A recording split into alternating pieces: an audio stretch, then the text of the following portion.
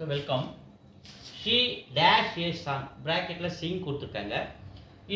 இந்த சென்டென்ஸை நம்ம ப்ரெசன்ட் டென்ஸில் சொல்லும்போது, சிம்பிள் ப்ரெசன்ட்டில் சொல்லும்போது ஷீ டேஷ், இங்கே சிங்கு கொடுத்துருக்காங்க. சிங்கு கூட சிங்ஸ்ன்னு எழுதுகிறோம் பாருங்க, SING வெர்பு. இது கூட என்ன சேர்த்துக்கிறேன், எஸ்.